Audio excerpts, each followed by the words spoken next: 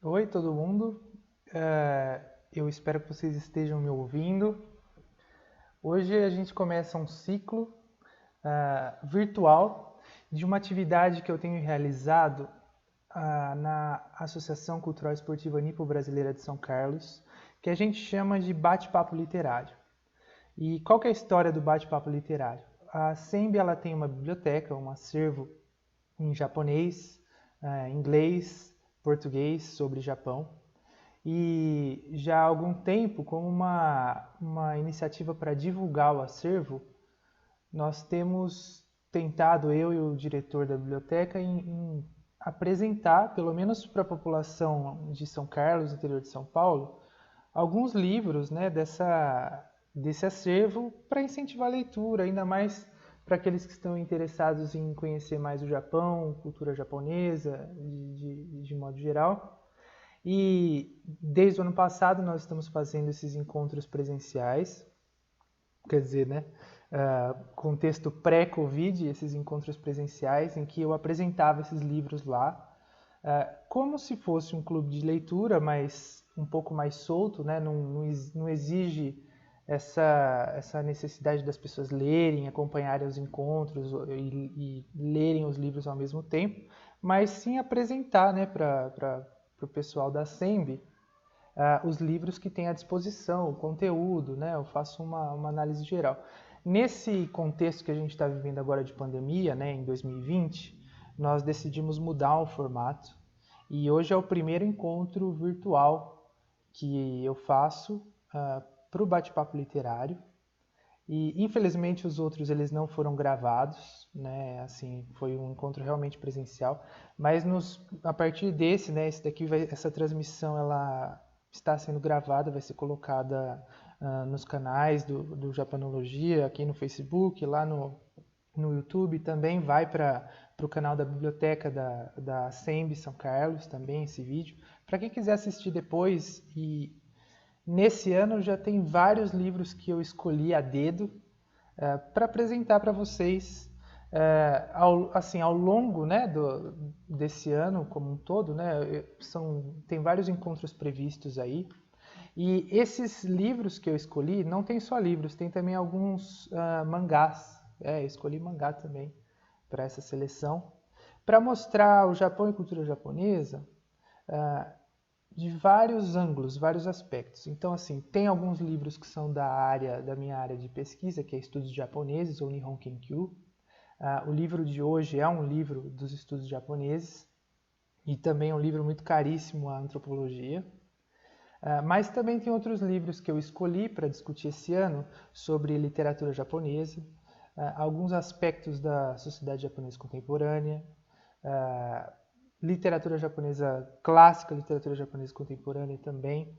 E então, assim, eu convido vocês a acompanharem os canais, né, aqui na página do Facebook do Japanologia, a acompanhar também a página da SEMB, os canais no YouTube, tanto do Japanologia quanto da SEMB, da biblioteca, porque até o fim do ano tem muita coisa legal chegando aí.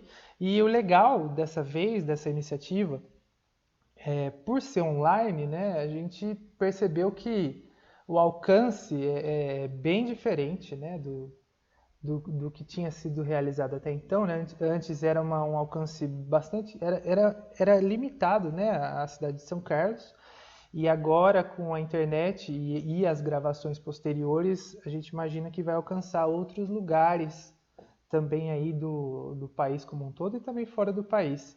Então eu convido todos vocês a acompanharem aqui o bate-papo literário da SEMB e do Japanologia para discutir um pouco de cultura japonesa. E hoje eu escolhi um livro que ele é bastante importante para os estudos japoneses. Essa área de estudos japoneses, lembrando, né, essa live ela não é uma aula, não pretendo aqui fazer uma aula sobre antropologia ou estudos japoneses, é mais a apresentação dos livros em si, mas para quem está chegando agora, os estudos japoneses é uma grande área que abrange várias disciplinas possíveis que estudam o Japão. Então tem sociologia, antropologia, psicologia, relações internacionais, literatura, as letras, são várias frentes estudando o Japão e a cultura japonesa de forma geral, de forma abrangente, de forma multidisciplinar. E o livro que eu escolhi hoje, ele é bastante emblemático para os estudos japoneses. Ele é um livro que foi produzido no contexto da antropologia norte-americana. Eu vou colocar a capa aqui para vocês, aqui do lado.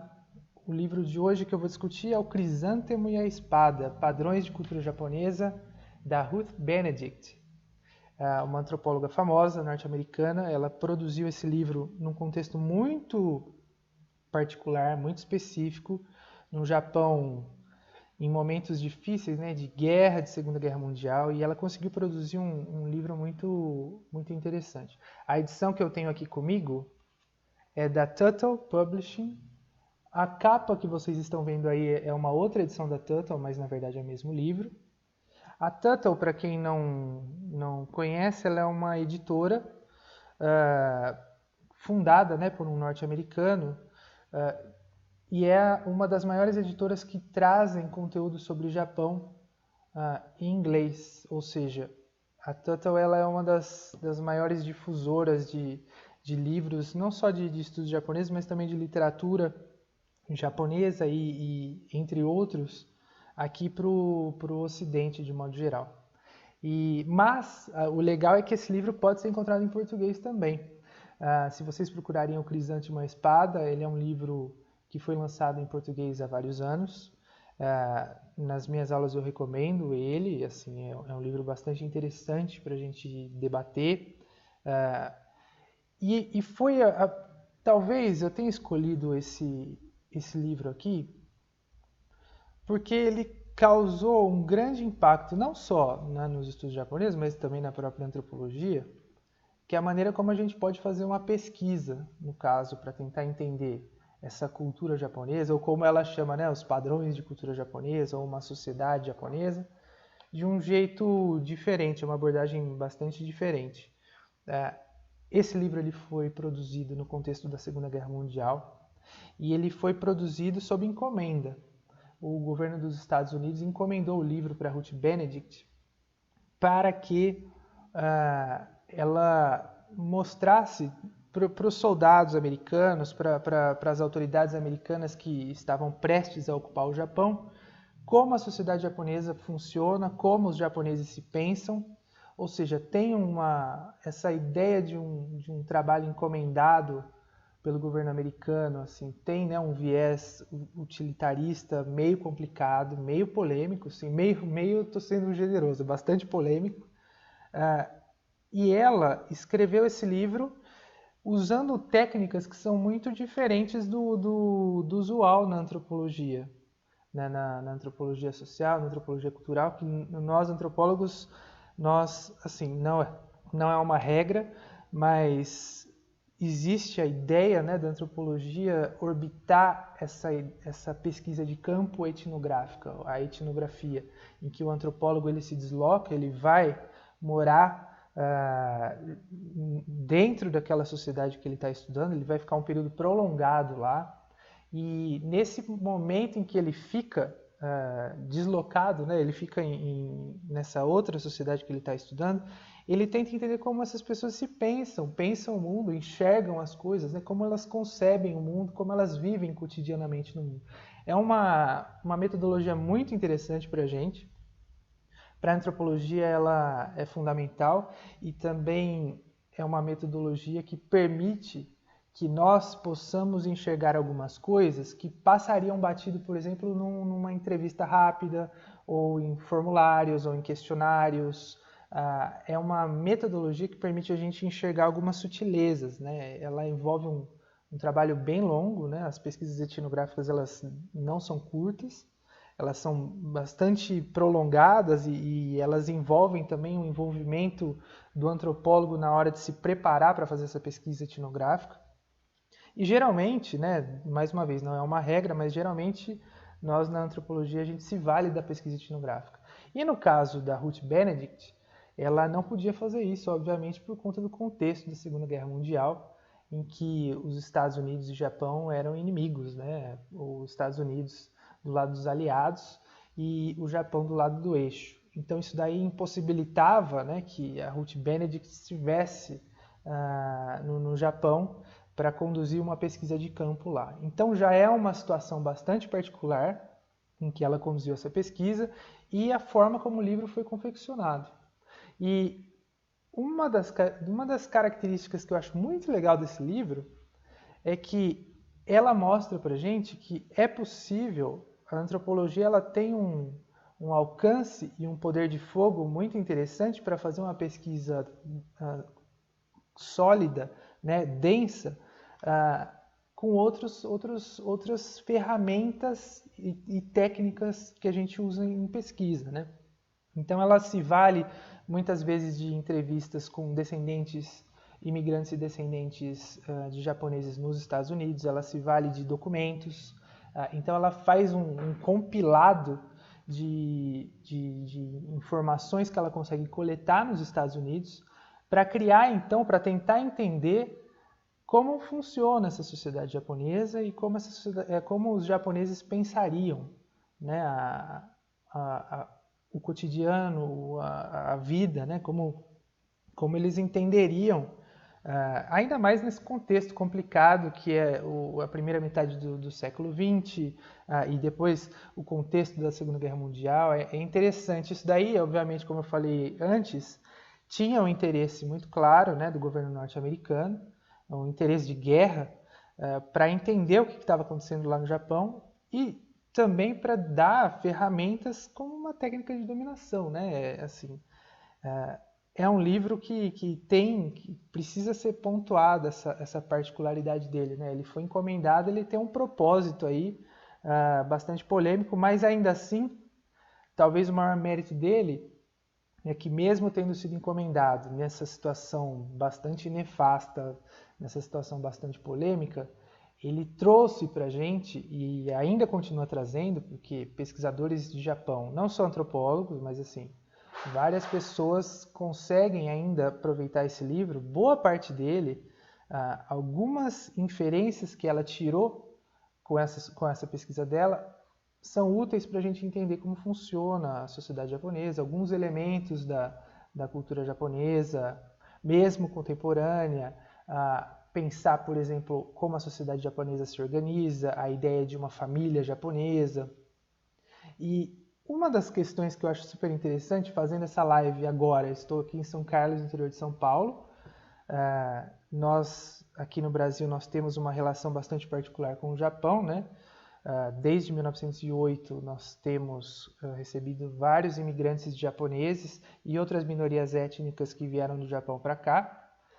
E mesmo distantes, a quase 20 mil quilômetros de distância do Japão que a gente está agora, e distendidos no tempo, né, vários elementos que ela aponta nesse livro aqui, por exemplo, como a família japonesa se organiza, como os japoneses pensam a questão da honra, um código de conduta e por aí vai, você pode observar no Brasil com os descendentes de japoneses aqui também. Não todos, evidentemente, mas algumas famílias elas ainda têm elas ainda seguem alguns comportamentos que a Ruth Benedict escreveu na década de 40 nesse livro aqui. Então isso daí é muito interessante para a gente, assim. Ele acaba sendo um livro muito útil para quem quer entender a cultura japonesa, para quem quer entender a sociedade japonesa, a organização familiar japonesa, e ele também acaba sendo muito útil para outros pesquisadores, inclusive quem estuda a imigração japonesa para o Brasil, a comunidade nipodescendente ou a comunidade nipo-brasileira aqui no Brasil, alguns elementos que você consegue observar aqui no Brasil de 2020. Isso daí isso daí eu acho que já mostra o alcance que esse livro aqui ele consegue ter.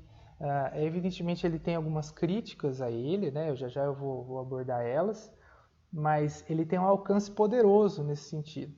E não é à toa que ele é considerado então um dos clássicos desses estudos japoneses, né? Ele acaba sendo são vários livros que são esses clássicos, né, dos estudos japoneses. Esse aqui acaba sendo um dos que acabou ganhando notoriedade, não só, né, nos Estados Unidos, assim que o livro foi feito, mas ele também acabou ganhando notoriedade no Japão.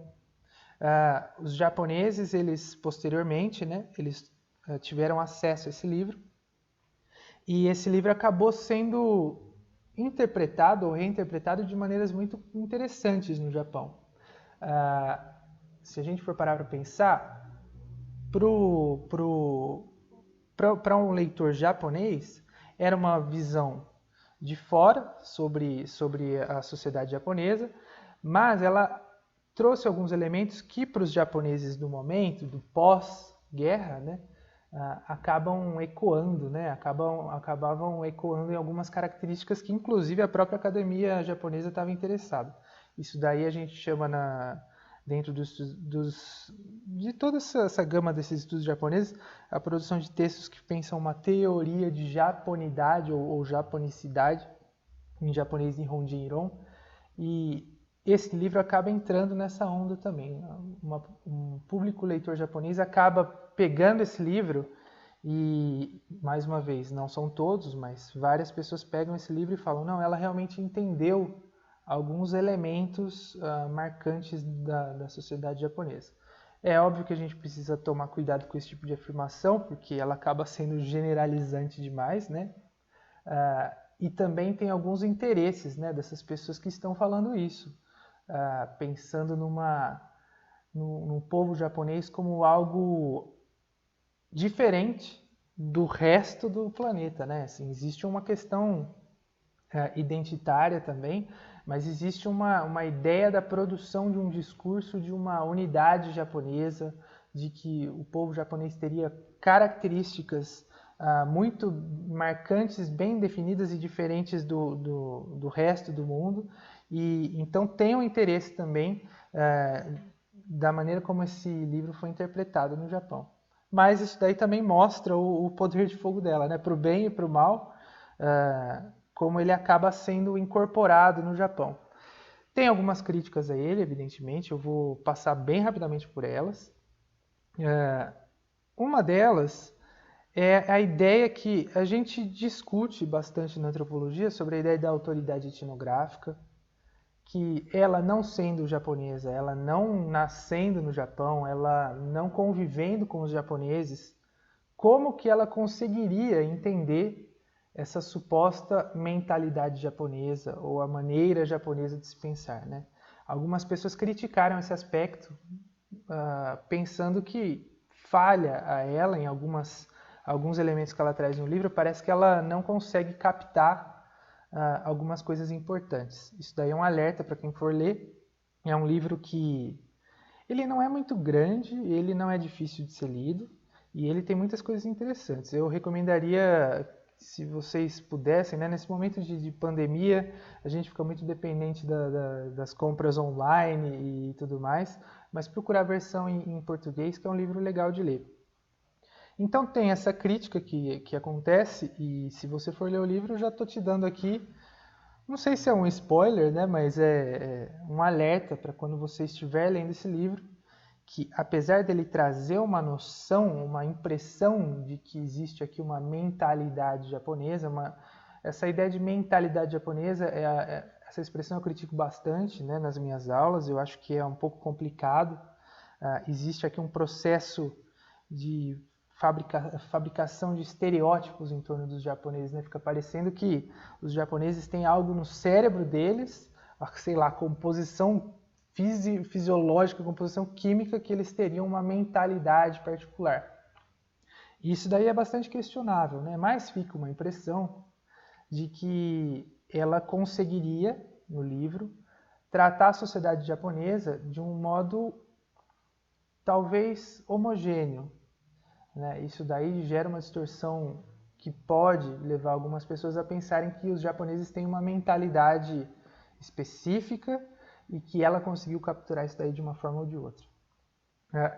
Essa é uma das outras críticas que tem ao livro dela. Ela acaba abordando a sociedade japonesa como se fosse um bloco estático que muda muito pouco, né? Isso daí acontece por conta também das distorções que apareceram por ela não poder fazer uma pesquisa de campo no local. Então, por ela ela lidar com com documentos antigos, por ela lidar com imigrantes e descendentes de japoneses que estão falando sobre o Japão, mas não estão no Japão. Tem essa separação do tempo, né? Também tem imigrantes japoneses que chegaram nos Estados Unidos no começo do século XX, estão falando sobre um Japão que talvez não condiz com o Japão daquele momento, né? Da década de 40 e tudo mais. Então, a maneira como ela foi compilando os dados acabou criando essa distorção, dando a impressão que os japoneses seriam um povo homogêneo, seriam um povo único e que mais ou menos todos pensariam da mesma forma. Isso daí é super problemático, porque a gente sabe que o Japão, apesar dele ser super pequenininho em território, ele tem uma diversidade étnica bastante acentuada, né? E é muito difícil, assim. A gente falando aqui no contexto brasileiro, que é um país, né, de dimensões continentais, como se fala tanto, a gente percebe, né, essa diversidade andando nas ruas, né? E a mesma coisa acontece para o Japão também. E é difícil você chegar e tratar os japoneses, ou essa sociedade japonesa com S maiúsculo, ou essa cultura japonesa com C maiúsculo, como se todos pensassem da mesma forma, como se todos enxergassem o cotidiano e essa cultura japonesa da mesma forma, o que não é verdade. Mas esse também é uma crítica levantada, né, em relação ao livro dela, porque fica essa impressão também que todos os japoneses pensariam desse jeito, né, meio homogêneo, meio monobloco, e isso daí precisa ser questionado.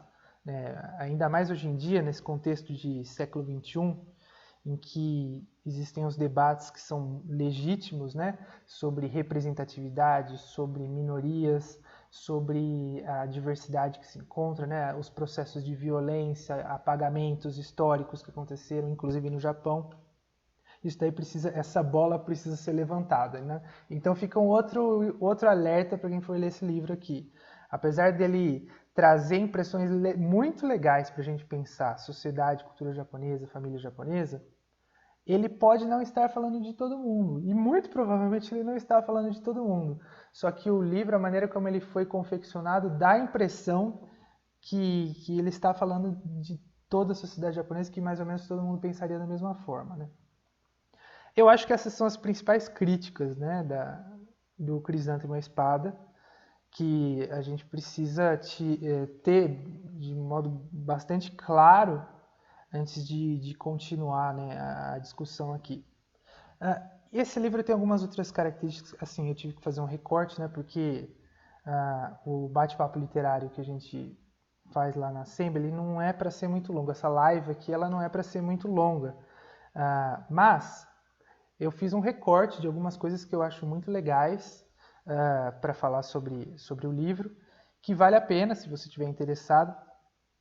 Acho que uma das características interessantes do livro é como ela discute a ideia de família japonesa, essa questão do giri, né, esse sentimento de pertencimento a algo que é maior do que você, esse sentimento de honra, né, que tanto se fala em filmes de samurais e mangás e animes, a honra japonesa, o modo de ser japonês, o código do samurai, o código de conduta, a etiqueta japonesa, e ela acaba trabalhando com esses assuntos de uma maneira muito legal. E um dos lugares que ela vai debater isso daí é na própria noção de família, como a família japonesa estaria organizada ou articulada. A família japonesa, falando muito rapidamente aqui, ela teria essa noção de hierarquia muito clara, em que existe uma devoção, acho que tem que tomar cuidado com essa palavra, apesar dela ser bastante corrente na literatura acadêmica sobre família japonesa, mas existe uma devoção, um amor filial dos filhos para com os pais e um sentimento, né, de proteção, obrigação que os pais têm para com os filhos, né? Isso daí aparece no livro e em outros lugares com os termos ko e on, e isso daí seria uma característica muito específica das famílias japonesas. E cada um dentro da família japonesa teria uma função também a cumprir. Então, assim, o filho mais velho de uma família japonesa tem algumas obrigações muito específicas dentro de casa, que é diferente dos outros filhos, homens e mulheres, né? As filhas também, elas têm funções diferentes dentro de casa. O pai ou o chefe da família tem funções muito específicas dentro dessa família. E a mãe, né, a esposa, ela também tem funções muito específicas dentro dessa família.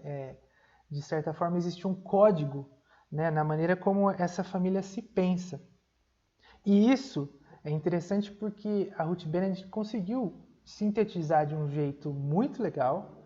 Também tem críticas sobre isso, mas ela conseguiu trazer essa ideia para a gente de um jeito que é interessante e assim a própria outros pesquisadores, né, em suas pesquisas conseguiram observar alguns desses padrões, né. Tomar cuidado também com essa expressão, mas assim dá para observar esses padrões em outras pesquisas, né? Vários pesquisadores relatam essa questão do Ko, do On, do Giri, não só pesquisadores norte-americanos, mas pesquisadores brasileiros, pesquisadores japoneses, pesquisadores nipodescendentes. É muito interessante ver como ela, já na década de 40, trouxe para a gente essa noção de família japonesa de um jeito muito legal, assim. E ela mostra que essa ideia de honra, essa ideia de dever para com a família, essa ideia de respeito à hierarquia familiar, acaba sendo fundante da própria sociedade japonesa, né? Você pode ouvir por aí que a sociedade japonesa é muito hierarquizada, ou que a sociedade japonesa é pensada muito mais num coletivismo do que no individualismo, que os japoneses eles pensariam mais em grupo, ou mais na família, ou mais no entorno do que pensar em si mesmo. Essas expressões, no livro já dá a entender que isso daí, o seio disso, né, aonde isso daí começaria, aonde os japoneses aprenderiam isso daí, é dentro de casa, né, a própria noção de família. Então isso é muito interessante, porque o livro dela, apesar de ser um livro de antropologia, acaba ecoando para outras ciências irmãs, por exemplo, a sociologia, quando vai pensar a sociedade japonesa. Alguns desses padrões, de novo, né, eles acabam aparecendo em outros lugares também, né, em organização de trabalho, a indústria japonesa, né, isso daí ele vai se espraiando para várias dimensões dessa cultura japonesa, para a estética japonesa, a maneira como os japoneses transmitem o conhecimento, a maneira como os japoneses produzem arte, artesanato e afins. Seria tudo tem essa ideia de uma hierarquia de fundo, e já no livro isso daí fica aparece para a gente que os japoneses aprenderiam isso dentro de casa, aprendendo a lidar com o pai, com a mãe, com os irmãos, com as irmãs, uma espécie de conduta esperada de cada um dentro de casa para preservar essa família japonesa, né? Essa ideia de você ter uma devoção aos pais, os pais terem essa obrigação de proteger os filhos, para, na verdade, proteger essa entidade ou essa unidade familiar, né? Essa unidade familiar, inclusive, tem nome, né, que a gente chama de Ie, e é muito interessante ver como o livro da Ruth Benedict, lá na década de 40, já estava apontando isso para a gente, de um jeito bem legal. Se você não precisa ser pesquisador da área, e você consegue entender isso daí de maneiras bem interessantes. Um outro exemplo que ela dá nesse livro, pensando essa ideia de Giri, Ko, On, honra, código de conduta e tal, é um exemplo bem pontual que ela fala, por exemplo, uma criança na escola, né? Uma criança japonesa na escola, se ela, por exemplo, faz alguma coisa errada, ou tira uma nota baixa, ou é chamada na diretoria, o que seja, ela acaba sendo um problema para a família, porque, querendo ou não, ela acaba quebrando com esse código que é esperar, essa conduta que é esperada dela dentro de casa. Então existe essa ideia da honra, né? Existe essa ideia de que existe um código a ser respeitado e tudo mais. Isso é muito interessante, que está no livro da Ruth Benedict. Tem uma crítica aí, tem pesquisadores que falam que ela não conseguiu, talvez, capturar as sutilezas dessas palavrinhas aí, né? Até que essas pesquisas sobre família japonesa, sociedade japonesa, elas persistem até hoje, né? Eu mesmo tô vinculado a esse tipo de pesquisa já há vários anos, mas ainda assim é um livro muito interessante de ser lido, com todas essas ressalvas que eu falei, sabendo que ele foi escrito nesse contexto muito particular, ele acaba trazendo, né, shed the light, né, trazendo a luz para alguns dos assuntos que são muito interessantes, né? Como eu falei, eu já dei esse livro em várias aulas, né, em vários contextos. E é muito interessante quando eu dou esse livro e tem alunos, por exemplo, nipodescendentes que leem, assim, com interesse de às vezes entender a própria família, por que a família pensa do jeito A, B, C, D, E e tudo mais. E alguns, inclusive, vêm conversar comigo depois e falam, nossa, é interessante porque mesmo sendo descendente de terceira, quarta geração de japoneses no Brasil, nunca fui para o Japão e etc. Algumas coisas eu observo dentro de casa. E esse livro me mostrou isso daí de uma forma ou de outra. Não eu, né? Eu tô falando assim por esses alunos que são descendentes de japoneses que vêm comentar comigo. Então, assim, é um alcance interessante. A gente percebe que essas ideias de família, de hierarquia, de sociedade japonesa, apesar de estar tão distante da gente agora no tempo e no espaço, né? Elas ainda persistem, né? Mesmo no contexto brasileiro de 2020, né?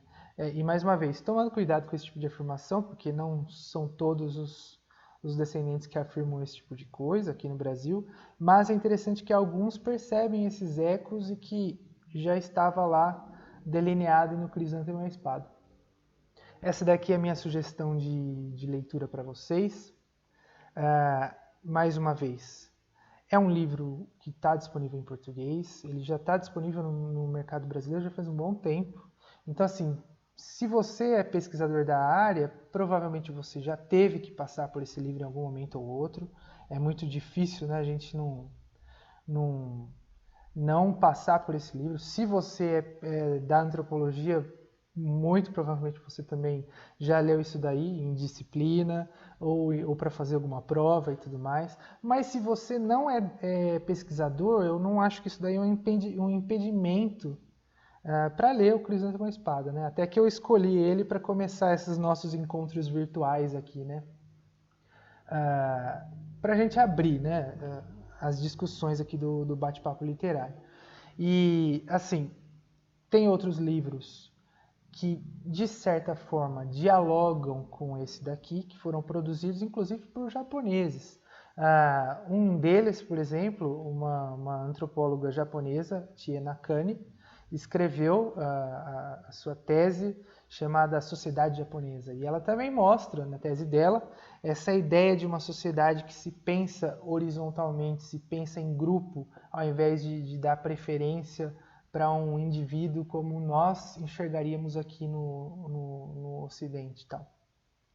E um outro pesquisador japonês também, Takeo Doi, psicólogo, que ele tenta mostrar como a psicologia enxergaria essa sociedade japonesa, essa questão da devoção, do respeito, da honra. São livros que são japoneses, que querendo ou não resvalam, né, nessa discussão que está presente aqui no Crisântemo e a Espada.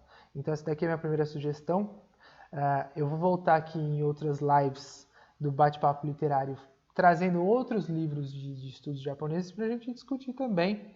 E para quem estiver acompanhando as lives, né, e continuar acompanhando, né, ao longo do ano, para talvez a gente enxergar as continuidades, as permanências ou as descontinuidades desse tipo de argumentação. Eu estou recebendo aqui algumas mensagens no chat, eu vou ler aqui para vocês, aproveitando que estamos ao vivo, né, gente? Vamos ver aqui. Boa noite, pessoal. Agora que eu vi que tem alunos meus aqui também. O Renato Dorro colocou a edição nacional do Crisântemo e a Espada. Legal, muito obrigado, Renato. Recomendo aí a leitura. Só um adendo, a Ruth Benedict, ela é super importante no cenário, como eu falei para vocês, né? Ela é super importante nesse cenário da antropologia, né? A gente não pode que por conta, né, do japanologia, da minha área, eu trago para os estudos japoneses, né? Mas ela tem esse peso muito grande na antropologia. Ah, ela criou as suas linhagens também dentro do pensamento antropológico norte-americano. Então ela tem sim um peso aí na hora de a gente discutir. Aqui, vamos continuar aqui a leitura do chat. Carlos Fujinaga escreve: será que o livro pode ter influenciado de alguma forma o pensamento de Tanitsu Mizoku? Olha, Carlos, interessante. Eu acho que sim e não, tá? Por quê? Porque esse tipo de pensamento já era mais ou menos corrente no Japão desde o começo do século XX, né, que ele ganhou mais força no pós-guerra. Como eu tinha mencionado, né, essas teorias de japonidade, japonicidade, de um pensamento japonês, de uma mentalidade japonesa. Vários intelectuais, pensadores japoneses já estavam debatendo sobre essa, essa particularidade do pensamento japonês, a maneira japonesa de enxergar o mundo. E esse livro, como eu falei, quando ele chega no Japão, ele acaba sendo absorvido, incorporado por vários desses pensadores, desses intelectuais. Então, assim, sim, definitivamente ele influenciou muita gente lá, mas não é que ele influenciou porque ele abriu essa porta para se pensar dessa maneira, né? Pensar numa particularidade ou de uma essência do povo japonês. Isso daí já vinha assim, já vinha sendo feito no Japão, pelo menos no pensamento japonês, de uma forma ou de outra, tá? TM escreve: quais outros clássicos dos estudos japoneses que você recomenda? Olha, TM, a lista é infinita. Esses estudos japoneses que eu falo para você, ele mais ou menos, tá? Mais ou menos começou no fim do século XIX, pós-restauração Meiji, em 1868, quando o Japão ele abre as portas do comércio para as nações vizinhas, né? E aí tem uma chegada maciça de estrangeiros no Japão, né? Norte-americanos, ingleses, australianos, franceses, neozelandeses. Começa a chegar, né, para comércio, para negociações diplomáticas e tudo mais. A gente tem que lembrar que até 1868 o Japão ele tinha ficado fechado, entre aspas, que a gente chama de período Sakoku. Ele tinha ficado fechado para as relações exteriores, com exceção da Holanda ou das companhias neerlandesas, que tinha comércio, né, com a província de Nagasaki, mas é uma questão super excepcional, né? Fora isso, o Japão ele não tinha relações comerciais, diplomáticas com nenhum outro país. Em 1868, o Japão abre essas portas. Também essa abertura é polêmica, né? A maneira como isso aconteceu, eu não quero entrar nesse mérito. E quando começa a chegar um monte de estrangeiro no Japão, esse pessoal ele fica também pensando, esses estrangeiros, eles pensam que existe a necessidade de nós entendermos como os japoneses se pensam para a gente morar aqui, fazer relações comerciais, relações diplomáticas e tal. E aí os estudos japoneses começam mais ou menos aí, né, que são vários pensadores não japoneses pensando o Japão. Muitos deles pensando o Japão, estando dentro do Japão. E aí tem vários pensadores, vários clássicos. Eu acho que um deles é o Basil Hall Chamberlain. Os livros dele você consegue em domínio público na internet, né? Porque é bastante antigo. Tem alguns livros que são muito interessantes, alguns são um pouco complicados, né? Um deles que é interessante e complicado ao mesmo tempo é um que se chama Things Japanese, Coisas Japonesas, que é uma espécie de enciclopédia de coisas que o Chamberlain observou no Japão naquele momento, tá? É uma sugestão aí. E se você quisesse um ponto para começar, eu acho que eu iria para o Lafcadio Hearn. O Lafcadio Hearn ele é um estrangeiro que chegou no Japão, jornalista.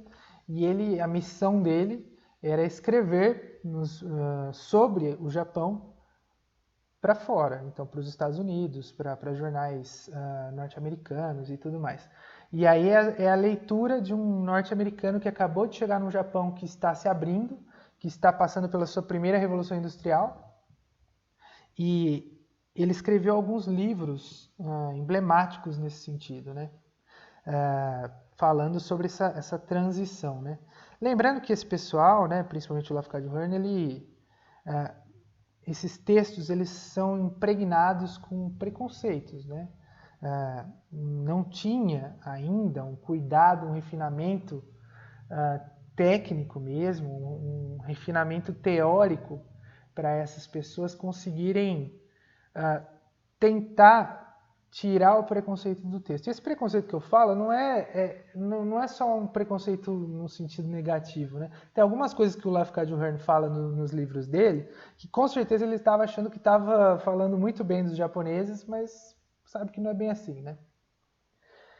Mas ele é um excelente ponto de entrada se você quiser começar por um desses clássicos dos estudos japoneses. O Lafcadio Hearn, pretendo falar dele futuramente, inclusive aqui no Ocidente, ele é muito famoso por um livro dele chamado Kwaidan, que é um livro também tudo domínio público, mas está em inglês, que ele fala sobre os fantasmas no Japão, os espíritos no Japão, e aqui como tem essa questão, né, da cultura pop, desse fenômeno todo do cinema e tal, Kwaidan tem até filme, né, para você pensar, né. Um livro do Lafcadio Hearn que eu recomendaria se chama Glimpses of Unfamiliar Japan, que eu traduziria como Lampejos de um Japão Desconhecido. Também tem domínio público, você pode encontrar ele no Projeto Gutenberg, que é aquele site que agrega, né, esses livros antigos, esses livros clássicos. Está em 2 volumes e cada capítulo mostra algum ponto ou outro de cultura japonesa. Então, por exemplo, tem um capítulo sobre o Lafcadio Hearn visitando um templo budista. E aí ele vai lá com um intérprete, um informante japonês e vai contando para ele o que ele está vendo, né? Explicando para ele, olha, isso aqui é A, isso aqui é B, isso aqui é C, isso aqui serve para isso aqui serve para aquilo e tal. É uma excelente porta de entrada, viu, time? Eu vou passar ao longo desses vídeos, né, que eu for trazendo aqui, eu vou trazer outros livros de estudos japoneses para vocês. Eu espero que vocês curtam, né? Assim, a postagem lá do Japanologia ela é mais lenta do que eu gostaria, né? Mas eventualmente também ficar atento lá, que às vezes eu solto essas indicações lá também, tudo bem? E ficar atento também na página do Japanologia aqui no Facebook, que ela é muito mais ativa que o blog, inclusive, né? Porque aqui no Facebook eu compartilho muito evento e outras coisas de fora, né?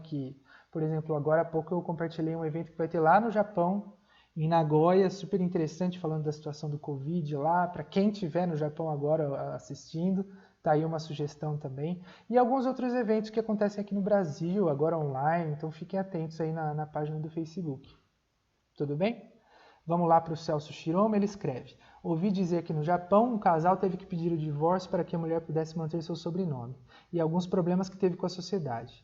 E vejo aqui no Brasil a importância da manutenção do IE para algumas famílias. Perfeito, Celso. Essa ideia do IE, a importância dessa família japonesa, é o tema, é um dos grandes temas do Crisântemo e a Espada, né? O interessante é que esse livro, né, escrito há tanto tempo, numa situação tão particular, como eu falei para vocês, consegue trazer essas informações para a gente de um jeito legal. E, mais uma vez, né, essa ideia do IE, essa ideia da família japonesa, veio para o Brasil, né, com a imigração japonesa para o Brasil a partir de 1908, e com os vários navios que chegaram do Japão aqui. Existem algumas diferenças em relação, por exemplo, a okinawanos. É parecido, né, a maneira de organização, mas tem algumas nuances para se pensar como a família okinawana se organiza em relação à família japonesa, mas existe um eixo meio comum aí, né, de uma família patrilinear, em que isso daí é passado de pai para filho, as responsabilidades que os homens têm dentro desse o que acontece em relação às mulheres e como elas elas são articuladas dentro dessa família. E no caso, no seu exemplo aqui, é um dos infinitos casos que a gente escuta. Assim, eu, como pesquisador, já escutei cada coisa também, não só aqui no Brasil, lá no Japão também, sobre esses casos em que, às vezes, o IE ele acaba sendo tão importante a ponto de afetar mesmo, né, o dia a dia das pessoas e tudo mais. Continuando aqui o chat, Carlos, que permanece até os dias de hoje. Sim, Carlos, mas eu acho interessante assim, né? Permanece o IE, no caso, e não permanece. Legalmente o IE não existe, né? Assim, tem uma mudança, uma alteração aí a partir da década de 40, depois que tem a ocupação norte-americana lá depois da Segunda Guerra, os Estados Unidos ele senta e vai escrever uma nova Constituição japonesa. E nessa nova Constituição japonesa, o IE ele perde força, mas não quer dizer que ele perde força num nível legal que as pessoas vão deixar de fazer esse negócio. Como eu já falei para algumas pessoas aqui, alguns alunos meus aqui, inclusive você, né, Carlos? O IE, essa maneira de organização familiar, ela é mais antiga do que andar para trás, né? Assim, se você rastrear, você vai para lá no século VII, lá no Japão. Então imagina, as pessoas vivem, respiram essa ideia de família japonesa, de como você se comporta dentro de casa, etc., desde o século VII. Não vai ser uma lei em 1947 que vai fazer todas as pessoas mudarem de opinião rapidamente, né? Então isso é interessante. Inclusive, hoje em dia, isso daí gera alguns problemas seríssimos para a gente pensar em sociedade japonesa hoje. Vocês que acompanham notícias sobre o Japão, tem toda essa discussão de homens verdes, a questão da ascensão da mulher no trabalho, a independência feminina, a questão dos idosos que morrem sozinhos em casa e tudo mais. Tudo isso daí são distorções que foram acontecendo justamente depois que você passa a combater essa ideia de um IE, né? Então, assim, é interessante ver que ele permanece no Japão, não tem mais aquela base legal que tinha antes. Tem que lembrar que esse IE, essa família japonesa, já fez parte, né, de um código legal japonês, né? Assim, o período Tokugawa incentivava isso, né? Hoje não tem mais isso, mas as pessoas, algumas famílias permanecem, né? Continuam usando o IE como referência para pensar a vida, né? Não poderia deixar de ser. Ana Lígia Posetti, legal você ter vindo, Ana. Fico feliz com a sua presença aqui. Ó. Usei esse livro para pesquisa em História Econômica. Vale a pena ler também pelas análises históricas que ela faz. Sim, muito legal. É que eu fiz essa opção nesse recorte, quis fazer os highlights, né, no caso de família, mas é um livro muito interessante, tá? Ele tem essas várias dimensões, né? Tem que lembrar que esse livro, como ele é escrito para norte-americanos, né, ele acaba tentando dar uma visão mais compreensiva do Japão e da cultura japonesa, da sociedade japonesa, para esses leitores norte-americanos. Então ele é bem legal. Silvia Maria Cuva escreve: estou vendo na Amazon, tem vários títulos do Lafcadio Hearn. Interessante. Sim, tem vários livros.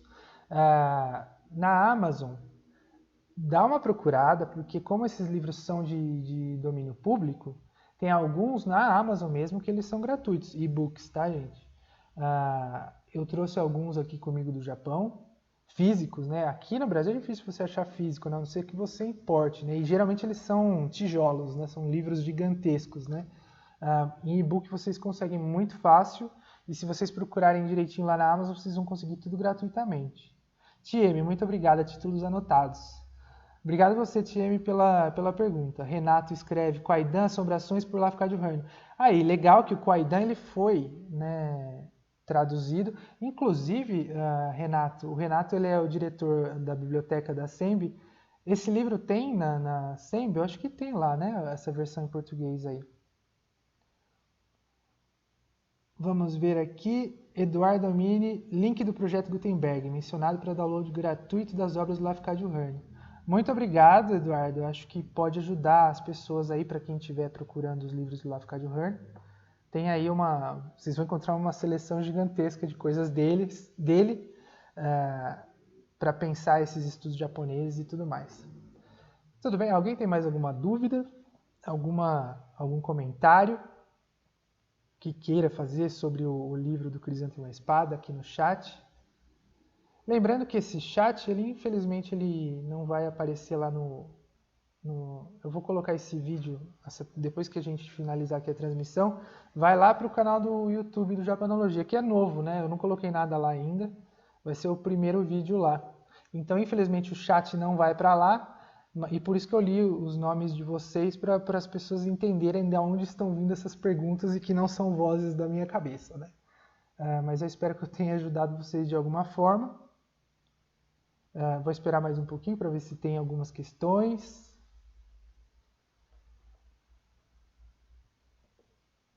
Mas eu acho que estamos bem, né?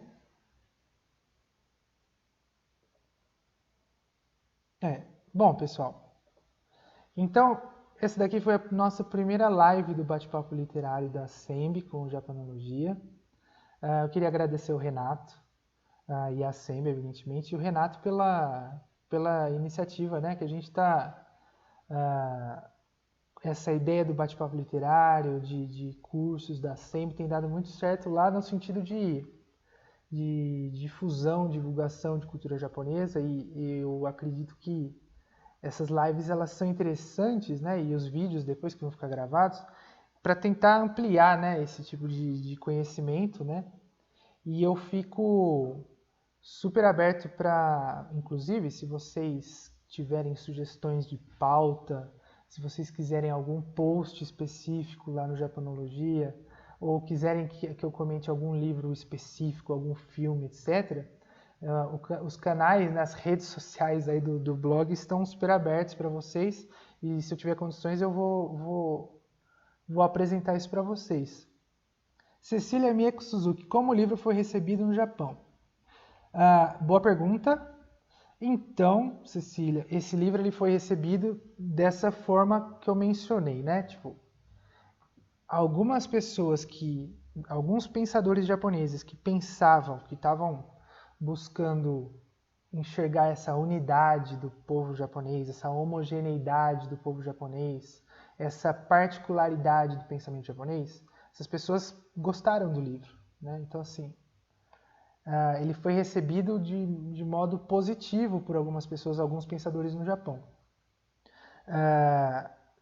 Apesar de ter sido escrito nesse contexto super complicado, que é de guerra, imagina um país um exército que está invadindo, né, o seu país, e de repente produz um texto desse daqui e tal. Mas ele foi recebido de maneira ambivalente no Japão, né? Assim, então teve pessoas que incorporaram essas ideias no pensamento. E se vocês quiserem ir atrás, tem essa sugestão, né, da discussão do Nihon Jinron, que são essas teorias de japonidade ou teorias de japonicidade. Tem um antropólogo chamado Harumi Befo, que discute também essas questões de Nihon Jinron, e é super interessante. Ele também mostra essas... que não quer dizer que o livro foi recebido bem, né, assim, tem nuances e sutilezas aqui. Renata Sayuri Sato Nakamine escreve: boa noite, Renata. Gostaria de saber de que maneira o cenário da Segunda Guerra Mundial interferiu na perspectiva de Benedict em sua pesquisa. Interessante. Como eu mencionei lá no começo da live, por estar num contexto de Segunda Guerra Mundial e esse livro ter sido produzido e encomendado, né, na década de 40, ela teve que usar estratégias alternativas para reunir e compilar as suas informações. Então, assim, geralmente, como eu falei, os antropólogos eles optam, né, pela pesquisa etnográfica, pesquisa de campo, vai morar lá, fica um tempo no Japão para ver como os japoneses vivem, né, assim, como se pensa o mundo lá, né, o cotidiano e tudo mais. No caso dela, ela não pôde fazer isso daí, né? Lembrando que ela é antropóloga, né? Ela não tinha isso na manga, né? Poder ir lá para o Japão no contexto de Segunda Guerra.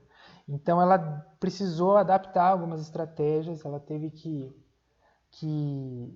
se valer de documentos históricos, entrevistas com descendentes, entrevistas com imigrantes lá nos Estados Unidos, para produzir o texto dela. Isso daí acaba gerando, sim, algumas algumas impressões sobre o Japão não estando no Japão. Isso daí, essas distorções, elas acabam sofrendo críticas, né, eventualmente, porque como que ela pode entender tanto de Japão se ela não foi para lá, né? Então tem isso.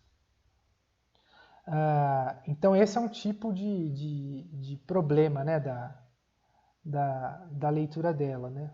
Eduardo Mini escreve, na Wikipedia consta que Takeo Doi foi muito crítico ao livro, mas não entra em detalhes. Seções do livro foram mencionadas no livro de Takeo Doi, A Anatomia da Dependência, mas ele é bastante crítico da análise da Benedict, na sua análise do Japão e sobre o Ocidente, respectivamente como sociedades da culpa e da vergonha e da culpa. Procede esse trecho? Procede. Isso daí é uma leitura possível do livro do Crisântemo à Espada, que eu não quis abordar por conta de recorte, mas é interessante falar, né? Tipo, existe aqui uma ideia que ela mostra que os japoneses, essa sociedade japonesa, por ter esse código muito específico que você observa dentro da família, a questão da honra, da conduta, a questão de você pensar no coletivo e não no individual. Existe a ideia de uma cultura da vergonha, como você falou aí, né? Tipo, shame culture, né? Tipo, uma cultura da vergonha. A vergonha no sentido que os japoneses teriam, se você rompe esse código, se você quebra com esse código, você está acionando esses marcadores da vergonha aí, né, para pensar. Assim, a criança, ela, no exemplo que eu dei lá da escola, a criança ela não pode ir mal na escola porque ela vai trazer a vergonha para a família. Não é uma vergonha para ela enquanto indivíduo, né? Ela vai trazer a vergonha para a família e tal.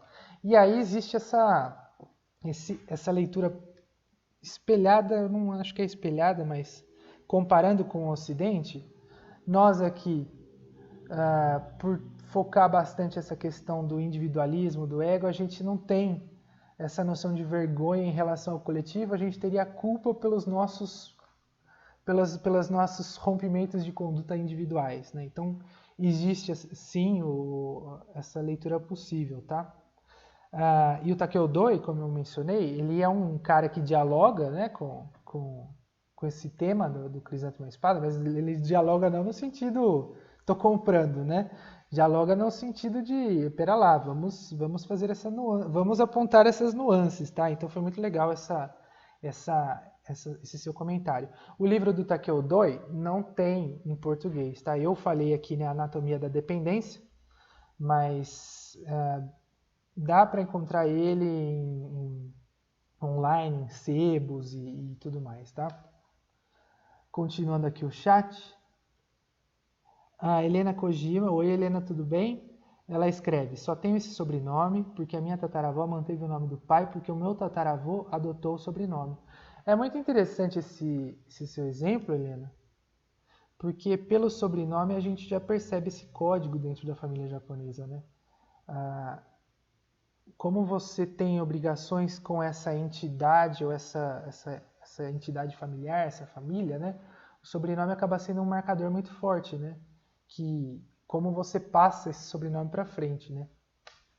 E algumas estratégias precisaram ser feitas para dar conta. Por exemplo, como é um sistema familiar patrilinear, passa de pai para filho, acontece de ter famílias que só têm mulheres. E como que você vai passar esse sobrenome para frente? Como você vai manter essa entidade familiar que a gente está chamando de I aqui, né? Algumas estratégias que foram feitas foram, por exemplo, adotar o Mukoyoshi, ou Yoshi, que você casa sua filha com um filho de outra família, um homem de outra família, mas que não é o primeiro, né? O filho mais velho. E aí esse filho que vai casar com a sua filha, ele vai adotar o sobrenome da mulher para garantir a continuidade do Ie. Esse tipo de estratégia, inclusive, acontecia bastante aqui no Brasil, tá?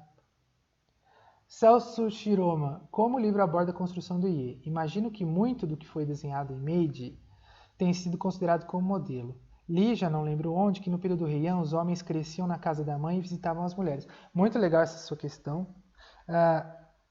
Olha, Celso, existem várias outras referências que eu acho que são muito mais eficazes para pensar justamente essa sua questão. Como o IE foi construído, como... Isso daí eu posso colocar também, mas aí eu peço para você me mandar uma mensagem na página do Facebook mesmo, para eu não esquecer esse encadeamento. Mas tem outras referências que eu acho que são muito mais direto ao ponto do que a própria Ruth Benedict, né? O Ie, ele chega no Japão, ele começa a tomar forma no século VII, que é o período Heian que você mencionou aí. Só que nesse momento ele ainda não tinha essa cara que o Ie foi ganhando, né, ao longo dos séculos, né? Eu acho que o período Tokugawa, que é de 1603 a 1868, o Ie vai ganhando uma forma muito mais específica, e a partir da restauração Meiji, ele começa a ganhar um contorno legal, né? Assim, o Estado japonês incorpora a ideia do Ie para criar a própria ideia de um indivíduo, o súdito japonês, daquele momento, né? Então o Ie, quando ele chega no Japão no período Heian, ele tem um formato que lembra o atual, mas ele vai ganhando outros tons, né? Aí você menciona, os homens cresciam na casa da mãe e visitavam as mulheres. Isso daí foi sendo transformado ao longo de todo esse período, né? Assim, esse tipo de deslocamento, inclusive nos arranjos de casamento, né? Então, assim, vai morar com quem? Aonde vai morar? Vai morar na casa do sogro? Vai morar, né? Então, assim, isso varia de caso para caso, isso foi ganhando contornos muito diferentes ao longo dos séculos, tá?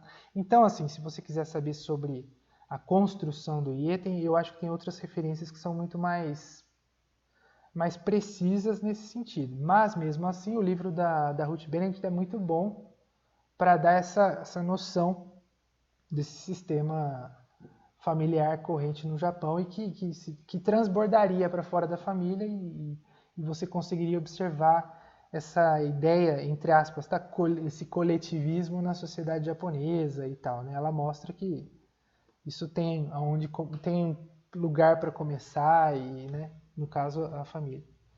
Alguém tem mais alguma questão? Tá muito legal as questões aqui, viu? Tô animado.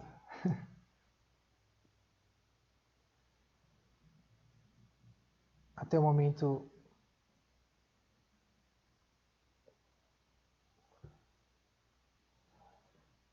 E assim, eu não sei, né, nesse momento, enquanto ainda aguardo questões, se tiver questões, mas tem outros encontros aí previstos já, eles já estão todos, os livros já foram todos escolhidos, né? Agora é só as datas, né, que a gente vai apresentar. Estou abrindo aqui a lista. E assim, a lista, apesar dela já estar pronta, né, dos livros que eu vou debater, mais uma vez eu convido todos vocês que estão assistindo ao vivo agora, ou quem for assistir no meio do caminho aí, se você tiver alguma sugestão de livro, alguma sugestão de conteúdo para ser passado aqui no Bate-Papo Literário, manda mensagem, deixa mensagem aqui no Facebook, no Japanologia, ou no Assembly, ou nos comentários do YouTube, dos dois canais, que eu vou olhando tudo, tá? Ó, deixa eu já ver o próximo livro. O próximo livro eu acho muito legal. A gente vai para expoentes da literatura japonesa contemporânea. E eu escolhi Kitchen, da Banana Yoshimoto, então fica aí o convite. A data ainda não foi definida, isso daí eu preciso definir com o Renato, com a SEMP, mas fiquem atentos aí para quem curte. Um livro super curtinho, super legal. Inclusive é um livro que confronta essas noções supostamente clássicas e rígidas da família japonesa. O Kitchen, ele vai para um outro lado e é um livro muito interessante. Não quero dar spoilers aqui, quero deixar vocês curiosos e nesse meio tempo aí, para ler o Crisanta uma Espada, inclusive para debater, quando eu for falar do Kitchen da Banana Yoshimoto, para a gente conseguir enxergar essas diferenças. Tudo bem? TM, legal? Legal. Então é isso daí, gente. Eu agradeço os comentários, achei que foi muito legal a discussão aqui. mais uma vez, o chat ele não vai estar disponível lá no YouTube, mas eu agradeço a participação de vocês aqui. E logo mais, assim que possível, eu coloco esse vídeo lá no YouTube para quem quiser assistir depois. Convido vocês então a divulgar esse negócio, para divulgar esse negócio, divulgar o bate-papo literário para amigos, compartilha para todo mundo, para a família e tudo mais, que eu estou muito animado para a gente continuar, tudo bem? Ana, foi ótimo, muito obrigado, ansiosa. Muito obrigado, Ana, por ter vindo, né? Muito obrigado mesmo, obrigado a todos vocês por terem comparecido. E eu aguardo vocês na próxima. E, como eu falei, fiquem atentos nos canais aqui, lá no blog, no japanologia.com, na página do Facebook do Japanologia. E também nos canais da SEMB também, que está lá no Facebook, para as próximas atividades. Tudo bem? Um abraço para todo mundo. Espero que vocês tenham gostado da discussão.